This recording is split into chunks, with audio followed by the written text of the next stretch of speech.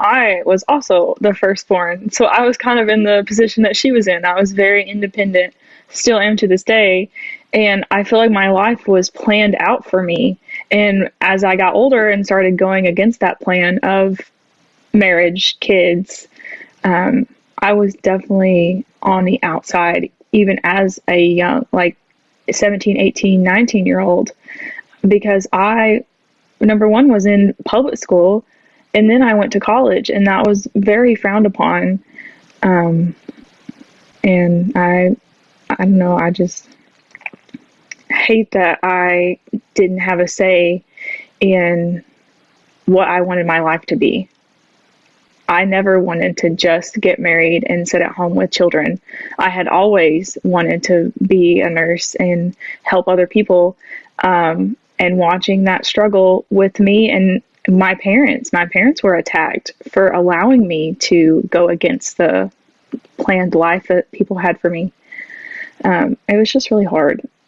Yeah, it's interesting, your perspective on the way that you hated the phrase young lady, because when you think of that term, you're thinking of respect in most, in most civilizations. A young lady, you're referring to somebody who is, you want to respect and want to grow up to be somebody of respect and esteem. But in this, lady's entirely different. As men, we were trained to believe that women should be barefoot, pregnant, and chained to the stove, right? So it's just so wrong and so backwards the way that things were handled. Kara, from your perspective, so you mentioned the clothing. They changed the clothing whenever you came into this thing. I never had anything like that in my family. The closest thing that we could have as a man to what the women experience was the shorts. And, men in some sects of the message, the men could have shorts up to a certain age, 14, 15. And that's really the only difference. But for a woman, it's entirely different. The entire wardrobe and everything is quite a change. What was that like? Go a bit further with the dress code. It went from just changing what I was wearing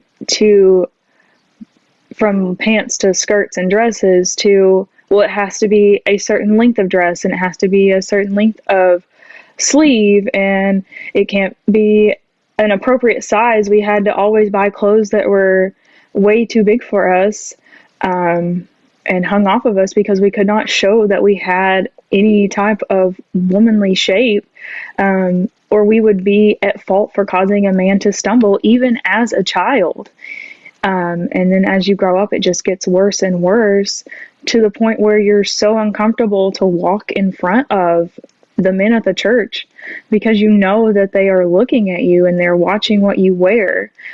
Most Sundays before services, we would line up and have our parents check our clothing because we knew that when we got to church that would be what was happening. Like the focus was on what the young ladies were wearing, to the point where there was a situation where I was wearing a dress that I had my mom check that day because it was a new dress, and it turned into this huge scandal because one of the deacons went to my father saying that he could see my panty line, and when I got home, we checked it again, and then we had 2 services on Sunday, and I was the little rebel that I decided I was going to wear it that night anyways because there was nothing wrong with it.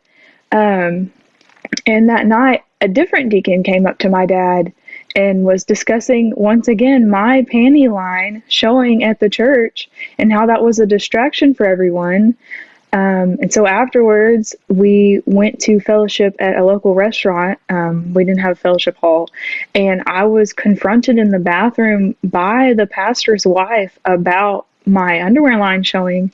And when I told her that there's no way that's possible, and I had very descriptive reasons of why that was not true, and I showed her that there's no way And I did what I did with my mom, like tugged on the dress and moved it in every possible position to even make a panty line show. She's like, oh, well, they're not talking about your panty line. They're talking about the design on your underwear. And then I had reasons I could say that that wasn't true. And it just felt so strange. And we actually had people from a different church visiting, and they were like, and they were messaged too. And they were like, why is a deacon so concerned of what your clothing is like? And why is he talking about what you're wearing? Which goes to show of how bad our specific church was in comparison to even the surrounding churches in the area. Wow, it's like the fashion show from hell. It's hard to believe that this, can even happen in a church. The way in which the cult has progressed. See, I was in it for 37 years, and it shifted so drastically over time. We went to churches from Arizona to South Carolina and everywhere in between.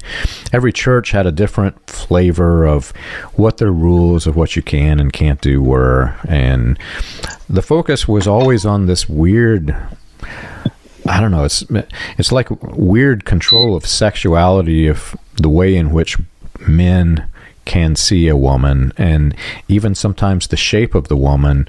If their shape was, different than another woman, they might be, more heavily persecuted, which the whole thing is just so incredibly wrong.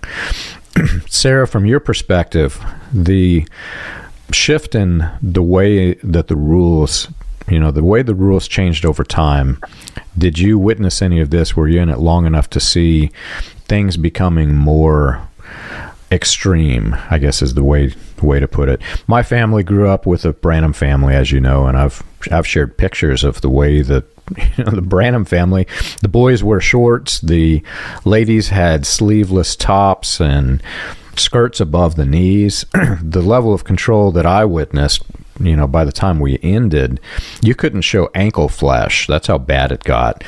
From your perspective, Sarah, do you remember any of that? So when Kara talks about it changing, I think she's more referring to it changed as we got older, not so much what was allowed, but just how particular they were with us, because our bodies were changing. It wasn't that the dress code was changing, but our bodies were changing.